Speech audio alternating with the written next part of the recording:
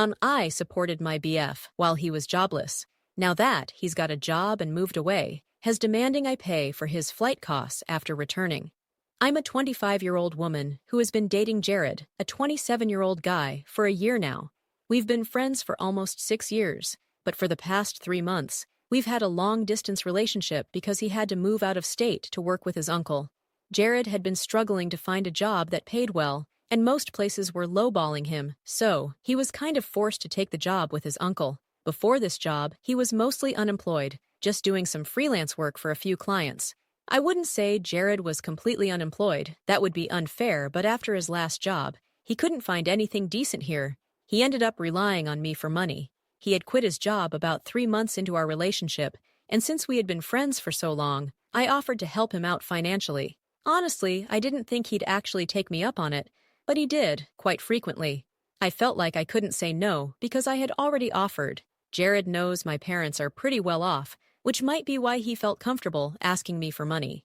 But I'm trying to be independent and live on my own, so I was avoiding borrowing money from my parents as much as possible.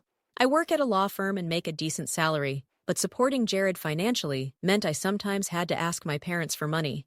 They never made me feel bad about it, but I felt weird because I had been doing fine without their help until then. Despite all this, I really liked Jared and kept supporting him until he found the job with his uncle.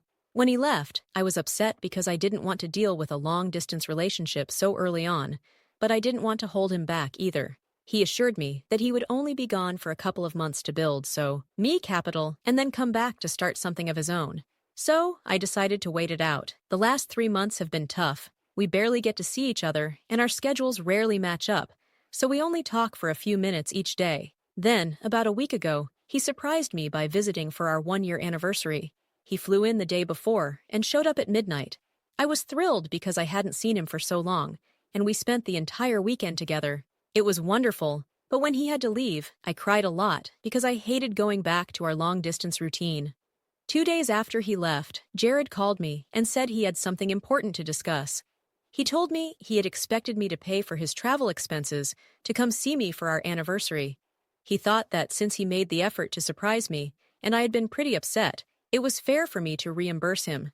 I was shocked and told him I had never agreed to that. I was disappointed because now that he's making a decent amount, I thought he could handle his own expenses. Jared argued that he was still trying to save money to come back sooner, and that I should appreciate his effort. I got mad and told him that if he was really trying to save money, he shouldn't have come back at all if he couldn't afford it. It felt like he was acting like he did me a favor by coming to see me, and then demanding that I pay for it. We got into an argument, and he called me selfish, which really upset me. In my frustration, I told him I would pay for his travel expenses since, according to him, he did it for me. But I also told him I expected him to return all the money he had borrowed from me so far, which was a much larger amount. That pretty much sums up where we're at right now. Yeah, so he started whining about how it was totally unfair of me to expect anything from him, because apparently my family is more well off than his, and I can totally afford to splash some extra cash. I was beyond frustrated because, seriously, what does my family wealth have to do with any of this? Sure, my parents are rich, but as I've mentioned before, I don't want to take their money. I want to stand on my own 2 feet, and even though they don't mind giving me money when I need it, I try to avoid it. But for the past few months, the only reason I've had to dip into their funds was because of him. My salary alone couldn't cover both our expenses, so I told him that whatever money I borrowed from my folks for his sake, he needed to pay back. Then, he'd return it to my parents. I was just using his logic against him, but he didn't like that one bit. I called him a hypocrite, and things escalated quickly. I don't get how it was okay for him to have his principles about saving money so he could visit and go back, which meant I had to pay his travel costs. But when I have my own principles about not borrowing from my parents, it suddenly wasn't fair. It seemed pretty straightforward to me. If I took money for his benefit, he should help cover it. But no, he kept harping on about how my parents' wealth skewed my perspective, making my points invalid in his eyes. Eventually, I got so fed up that I just hung up on him. Since then, he's been messaging me, demanding the money back, but I really don't think I owe him anything. This morning, I texted him, calling him unreasonable and out of his mind. He keeps insisting it's about principles and that I wouldn't get it because of my privileged background. Honestly, I have no idea what he's on about. Just because my parents are well off doesn't mean I can't have feelings or opinions about money.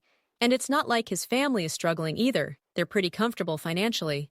I feel so betrayed because when he was jobless, I supported him without any complaints. I never made him feel bad about borrowing from me. He wasn't just asking for essentials either. I even suggested he move in with me to save on rent. But he refused, saying it was too soon in our relationship for that.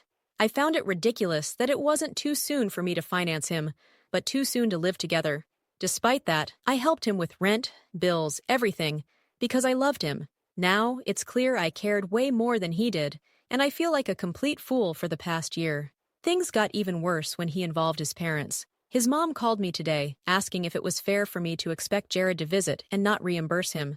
I had to explain, yet again, that I didn't ask him to visit. He did that on his own. And if we're talking about owed money, he should be paying me back first. I was pretty short with his mom because I was over it and losing patience. She didn't like that, obviously, and complained to him about my tone. Then he texted me, saying I had no right to speak to his mother like that, and that I had been irrational for days. He decided he couldn't continue the relationship because of my supposed insult to his mom, which was the final straw for him. Honestly, I wasn't too keen on continuing either after everything that went down, so I told him it was fine if he wanted to break up, but I still needed him to pay me back all the money he borrowed.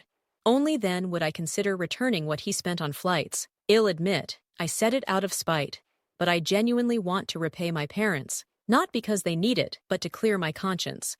So we went around in circles again, and he ended up saying he regretted ever taking any money or help from me.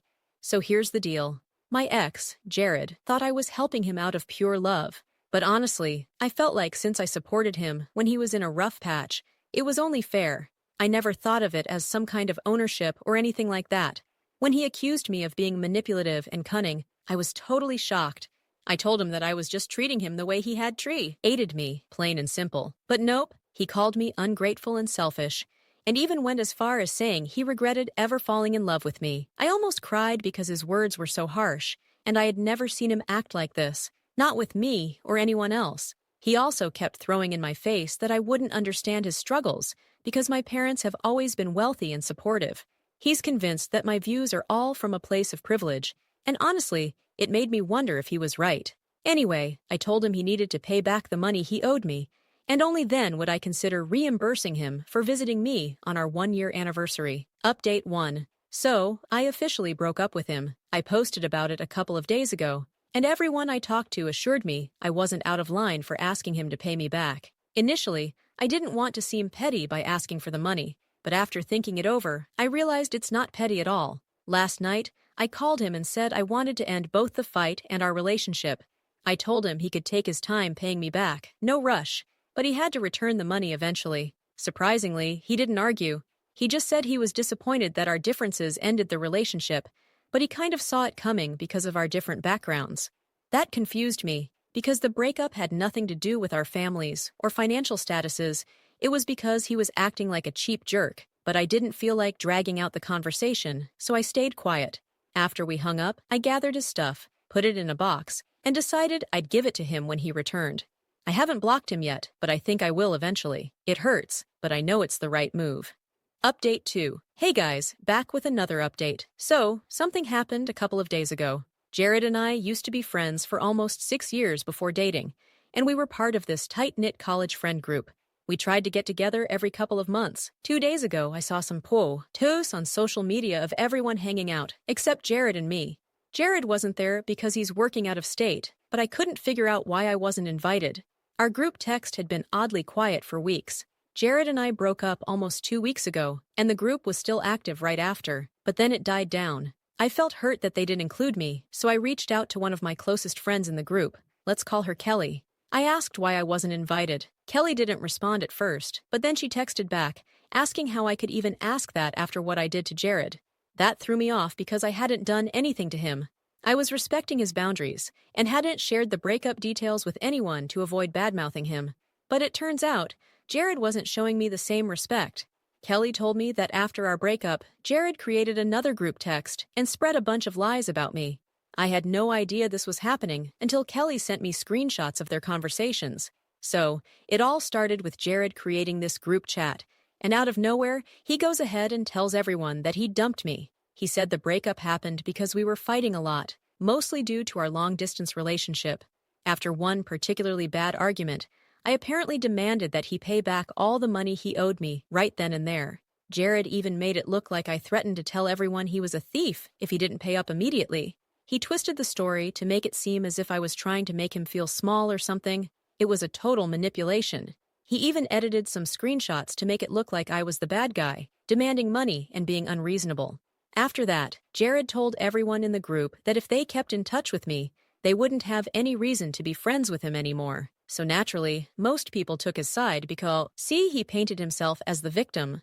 I was really upset that no one even bothered to ask me if any of this was true. They just believed him. When I finally got to talk to Kelly, she said they just didn't want to get involved in the drama. They apologized once I showed them the real screenshots and explained the actual situation. Kelly seemed to get it then, realizing how well Jared had manipulated everyone. She promised to get the others to apologize too. Honestly, despite the apologies, I'm planning to keep my distance from these folks. If they're so quick to believe Jared without even hearing my side, I don't really want them as friends. I'm really disappointed Jared pulled such a sneaky and manipulative move. So far, I haven't spoken to him, but maybe it's time I block him everywhere. I had hoped he'd respect our breakup and not stir up more drama, but I guess I was wrong. This whole situation has been really tough. Not only did I lose Jared, but I also lost a bunch of friends I thought were real. I know cutting ties with these people is better for me in the long run, but it still really sucks. Update 3. A few days ago, I shared my last update, and then this morning, Jared's mom called me. I had blocked him everywhere yesterday because I just didn't want to deal with him anymore, especially after he convinced most of our mutual friends to believe his lies. A lot of them apologized for not checking with me first, and I accepted their apologies, but I'm still keeping my distance. Anyway, I didn't think Jared would notice or care that I blocked him since we hadn't talked for weeks. But apparently, he did notice because he got his mom to call me. When she called, I picked up out of habit and regretted it immediately. She started off all whiny and defensive, asking why I'd blocked Jared, saying he was disappointed because he thought we had a good relationship and that blocking him was passive-aggressive. I was already in a bad mood and didn't want to deal with it, so I kept it short. I explained that blocking him wasn't a random decision. I found out what he'd been saying about me to our friends and found it super disrespectful. I told her I respected her as an elder and didn't want to drag her into this, so she should stop calling me about Jared. Instead of understanding, she got passive-aggressive and said she always considered me like a daughter, but was disappointed in how I was acting. That really got to me, so I reminded her that Jared and I were only together for a year. If she really saw me as a daughter, she'd want the best for me. But clearly, she didn't because she sided with Jared right away. I told her I didn't want to discuss it further and hung up. She can complain to Jared all she wants, but with him blocked everywhere, I don't think I need to worry about it. I just hope he doesn't create more drama because it seems like he's really milking this situation for attention. Update 4. About a month and a half ago, Jared and I broke up, and a lot has happened since then, which I've talked about in previous updates. A couple of days ago, I heard from mutual friends that Jared was back in town for his mom's birthday. I didn't have much to say about it and kept my distance from those friends, avoiding any gossip. Last night, though, Jared showed up at my house. I had no idea if he was coming to get his stuff or what. When I opened the door, he just stood there and, he was just here to pick up his stuff. So instead of inviting him inside, I thought it would be better to just grab the box with his things and bring it out to him. I really didn't want to give him any excuse to come in and chat because, honestly, I wanted to wrap this up as quickly as humanly possible. So there I was, handing over the box, and he looked pretty shocked. He even asked me, "Is that it? Aren't you going to invite me in?" That's when I said, straight up, that after everything that happened, with our friends and all the drama, I didn't see any reason to be super nice to him anymore. Right now, we're more like acquaintances at best, maybe even strangers. And I told him that I hoped he does well in life, and that he manages to pay back the money he owes me by the end of this year. I made it clear that I didn't have anything else to say to him. Inviting him inside just seemed pointless. What would we even talk about? When I said all that, he just made a face and walked away. So, yeah, that's it. It's officially over. I'm ready to move on with my life and do better. As for dating, I'm putting that on hold for a few months, or maybe even years. I put so much time and emotion into this guy, and it turned out to be a total waste. Right now, I just want to focus on myself and not let anything else distract me.